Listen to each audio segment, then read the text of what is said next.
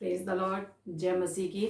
एक बार फिर आप सबका मैं स्वागत करती हूँ। हमारे साथ जुड़ने के लिए धन्यवाद भी करती हूँ कि इस समय में हम एक साथ हो सके और परमेश्वर के जो आज परमेश्वर ने हमें वचन दिया है उसके द्वारा हम आशीष पा सकें।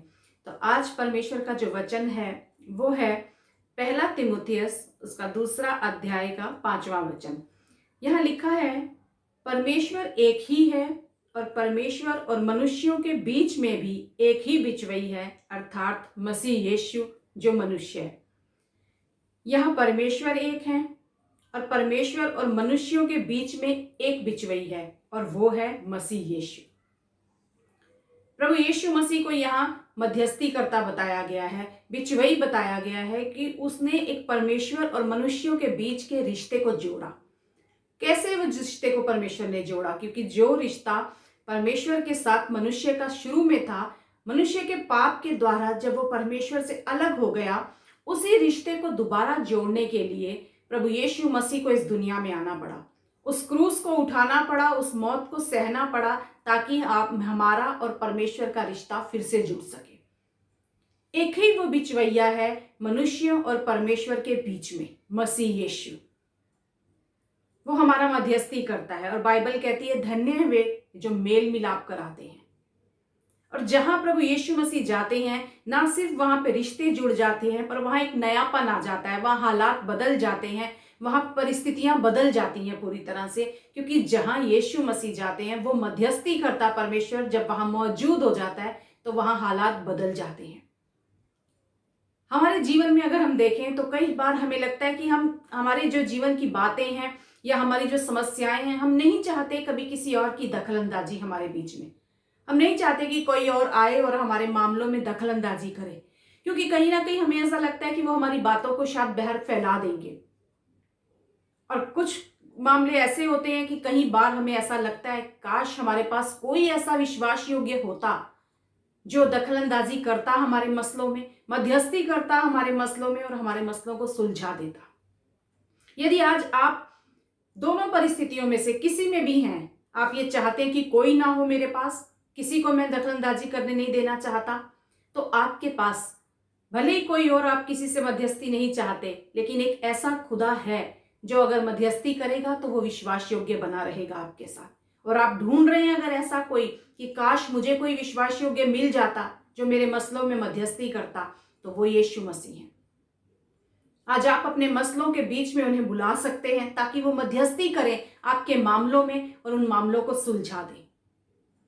अगर हम पवित्र शास्त्र में देखते हैं शाऊल के जीवन के बारे में, किस तरह वो मसीहों को सताता था। एक पढ़ा लिखा व्यक्ति शासक से चिट्ठियां ले जाकर मसीहों को सताता था, लेकिन एक दिन जब प्रभु यीशु मसीह ने वहां मध्यस्थी करी अपने मसीहों को बचाने के लिए, उन्होंने क्या कहा? हे शाऊल तू मुझे क्यों सताता है?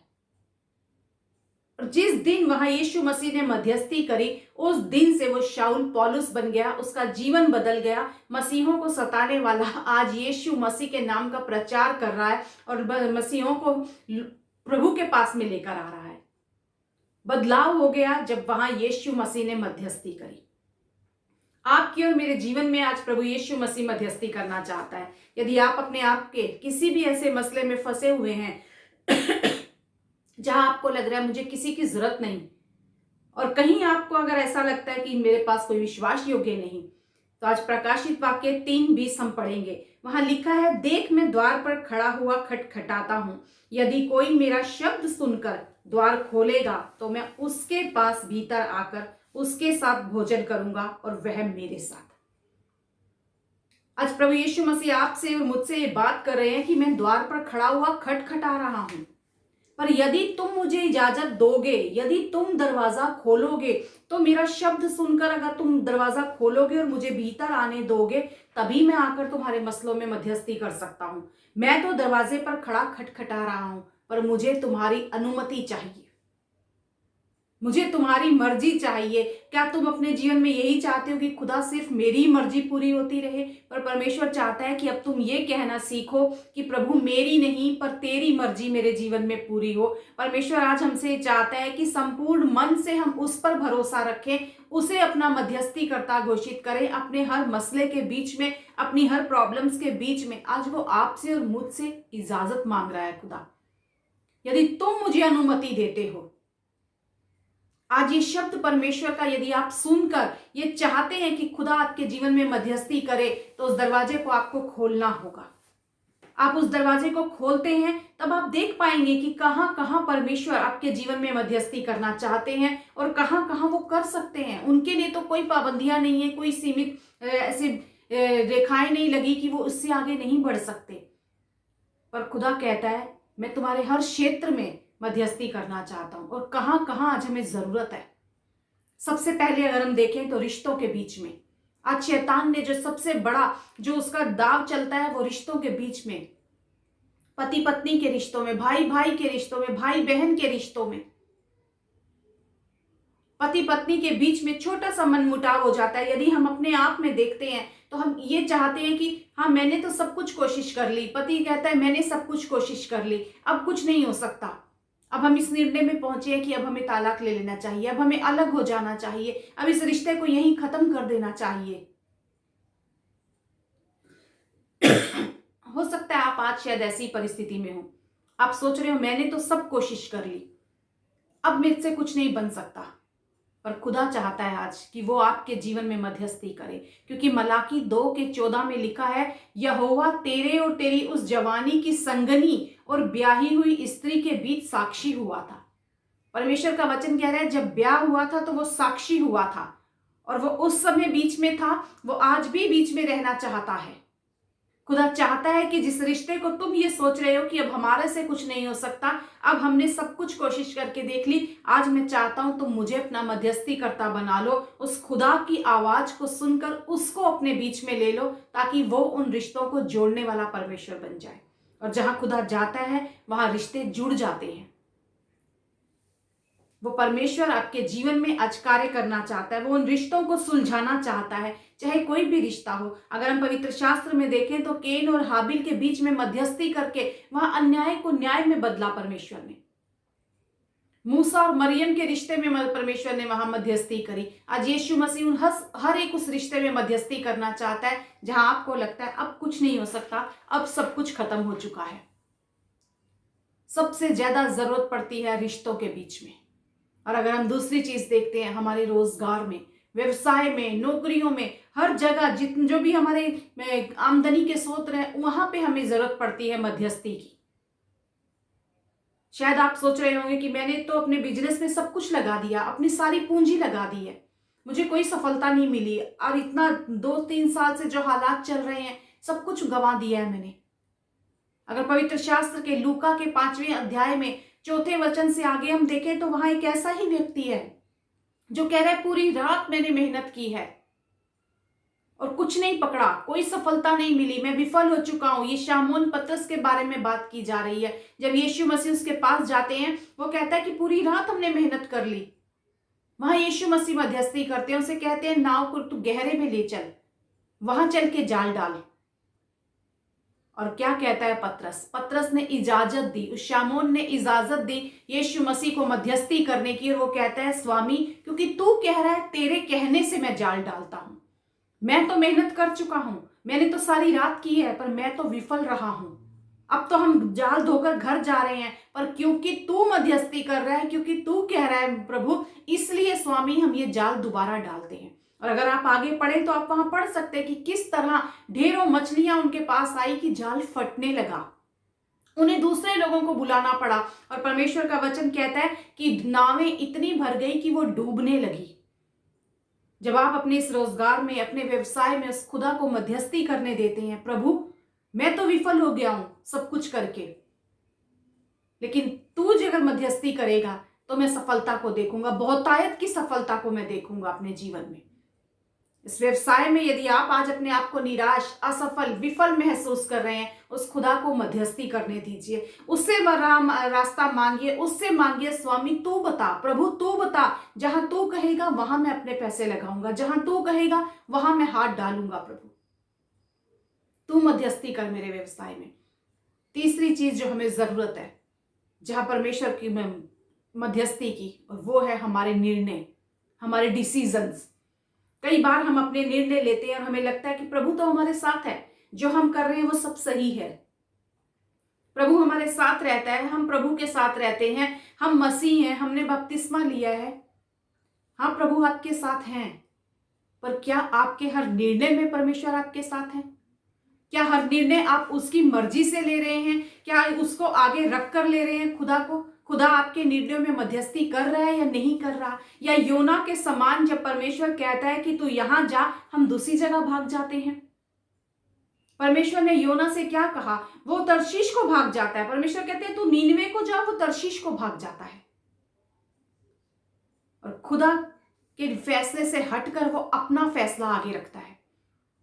और कई बार हम अपने जीवन में खुदा के फैसले को महत्व ही नहीं देते, हम पूछते भी नहीं हैं, और अपने निर्णय, चाहे वो हमारे कामकाज के लिए हो, चाहे शादी के लिए हो, या कोई भी किसी भी तरह के घर के निर्णय हो, हम अपनी मर्जी चलाते हैं। क्या हुआ योना के साथ? वो बड़ा तूफान आया, समुद्र में उसे उठा के फेंक दिया गया, वो मच्छ के पेट में चला गया। इतनी सारी कठिनाइयां, इतने सारे प्रॉब्लम्स आने के बाद में उस मच्छ के पेट में से वो पुकारता है कि प्रभु मुझे बचा ले। इससे पहले कि हम उस तूफान में घिर जाएं, उससे पहले कि हम उस घेरे में, अंधेरे में चले जाएं, तब हम जाके परमेश्वर को पुकारें। तो क्यों ना परमेश्वर कहता है अपने निर्णयों में मुझे पहले रख लो, आप मेरी मध्यस्थी ले लो अपने निर्णयों में, ताकि तुम्हें ये कठिनाइयां ना देखनी पड़े, ताकि तुम्हें कोई परेशानियां ना हो अपने जीवन में, ताकि तुम तब मुझे ना पुकारो जब मसले बिगड़ जाएं, पर उससे पहले तुम मुझे पुकारो ताकि मैं मध्यस्थी करूं। आज परमेश्वर आपके और मेरे जीवन के हर फैसले में मध्यस्थी करना चाहता है, हमारे रिश्तों में मध्यस्थी करना चाहता है, हमारे व्यवसायों में मध्यस्थी करना चाहता है। खुदा की ये मर्जी है। वो कहता है कि मैं द्वार पर खड़ा खटखटा रहा हूं, पर मुझे तुम्हारी इजाजत चाहिए। आज आप कह सकते हैं खुदा से, मैं बहुत निराश हो चुका हूं, मैं हार चुका हूं अपने रिश्तों में, मैं खो चुका हूं सब कुछ, मैं व्यवसाय में सब कुछ खो चुका हूं, मैंने गलत निर्णय लिए हैं, पर खुदा मैं चाहता हूं कि तू आए और मध्यस्थी करे। अब मैं तेरी मध्यस्थी अपने जीवन में चाहता हूं, अब मैं तेरी मध्यस्थी चाहता हूं। और यिर्मयाह के 18वें अध्याय में अगर हम देखें तो वहां लिखा हुआ है कि कुम्हार एक बर्तन बना रहा है। यिर्मयाह उसके घर में जाता है, परमेश्वर का वचन आता है कि तू वहां जा, और वहां जाकर मैं तुझसे, तू जा, मैं वहां तुझसे बात करूंगा। 18वें अध्याय का 6वां वचन कहता है कि परमेश्वर की, यहोवा की यह वाणी है कि इस कुम्हार के समान तुम्हारे साथ क्या मैं भी काम नहीं कर सकता? देख, जैसे मिट्टी कुम्हार के हाथ में रहती है, वैसे ही हे इज़राइल के घराने, तुम भी मेरे हाथ में हो। और उससे पहले अगर हम देखें, यहां परमेश्वर आपको कह रहा है कि तुम मेरे हाथ में हो, तुम मेरे हाथ में हो, पर अगर तुम मुझे इजाजत देते हो, मध्यस्थी करवाते हो, तब देखो तुम्हारे साथ क्या होता है। 18वें अध्याय के 3 वचन में लिखा है कि यिर्मयाह कह रहा है, मैं कुम्हार के घर गया और क्या देखा कि वह चाक पर कुछ बना रहा है। 4वां वचन कहता है, जो मिट्टी का बर्तन वह बना रहा था वह बिगड़ गया। हम भी अपने जीवन में बहुत कुछ बनाने की कोशिश करते हैं, अपने रिश्तों को बनाने की, अपने व्यवसायों को बनाने की, ऐसे निर्णय लेते हैं कि हम सब कुछ बना लेंगे, हम सब कुछ कर लेंगे, पर यहां जो वो बर्तन बना रहा है कुम्हार, वो बिगड़ गया। हमसे भी बहुत बार बिगड़ जाती हैं चीजें, पर क्या होता है? क्या हम उन्हें दोबारा संवार सकते हैं? क्या हम फिर से उन्हें नया कर सकते हैं? हम कहते हैं बस हमारी इतनी ताकत थी, हम इससे आगे और कुछ नहीं कर सकते, और हम हार मान लेते हैं। लेकिन यहां परमेश्वर का वचन कहता है, तब उसने उसी का दूसरा बर्तन अपनी समझ के अनुसार बना दिया। बिगड़ गया लेकिन उसने फेंक नहीं दिया, अपनी समझ के अनुसार दूसरा बर्तन बना दिया। आप कब तक अपनी समझ का सहारा लेकर चल रहे हैं? पर क्या आप अपनी समझ से कुछ बना पाए हैं?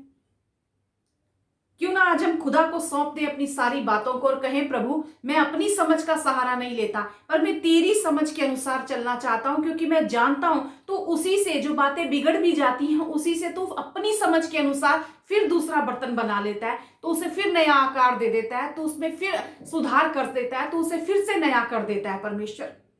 आज मैं तेरी मर्जी चाहता हूं अपने जीवन में। आज मैं चाहता हूं खुदा कि तू मध्यस्थी कर। तू मेरे दिल के दरवाजे पर खड़ा खटखटा रहा है। आज मैं उस दरवाजे को तेरे लिए खोलता हूं मेरे प्रभु, कि तू आ और मध्यस्थी कर। अब मैं अपनी समझ का सहारा नहीं लूंगा, पर संपूर्ण मन से मैं तुझ पर भरोसा रखना चाहता हूं खुदाबंद यीशु। मैं तुझी को स्मरण करके अपने सारे काम करना चाहता हूं, क्योंकि नीति वचन 3:6 में लिखा है, उसी को स्मरण करके सब काम करना, तब वह तेरे लिए सीधा मार्ग निकालेगा। यदि आप सीधा मार्ग चाहते हैं, कोई घुमावदार नहीं, कोई समुद्र नहीं, कोई मछली नहीं कि उसके पेट में जाकर हम उसको पुकारें, पर उससे पहले ही यदि हम उसे स्मरण करके सब काम करेंगे तो सीधा मार्ग वो हमारे लिए निकालेगा। हम अपनी दृष्टि में बुद्धिमान नहीं होंगे। आज हम खुदा को इजाजत दें कि प्रभु आप आइए और मध्यस्थी कीजिए हमारे रिश्तों में, हमारे व्यवसाय में, हमारे जीवन के हर निर्णय में। मैं विश्वास करती हूँ आज इस वचन के द्वारा एक बार फिर परमेश्वर ने आपको, कहीं भी अगर आपके हालात बिगड़ गए थे तो आपको एक बार फिर आज खटखटाया है आपके दरवाजे पे कि मेरे लिए दरवाजा खोलो। इस शब्द को सुनकर यदि तुम मेरे लिए दरवाजा खोलते हो, मैं तुम्हारे साथ भीतर आकर अंदर बैठूंगा और तुम्हारे सारे मसलों को मैं सुलझाने की सामर्थ्य रखता हूँ। अपनी समझ के अनुसार मैं कार्य करने की सामर्थ्य रखता हूँ। विश्वास करती हूँ परमेश्वर के इस वचन के द्वारा आपने आशीष और बरकत को पाई है। आमेन।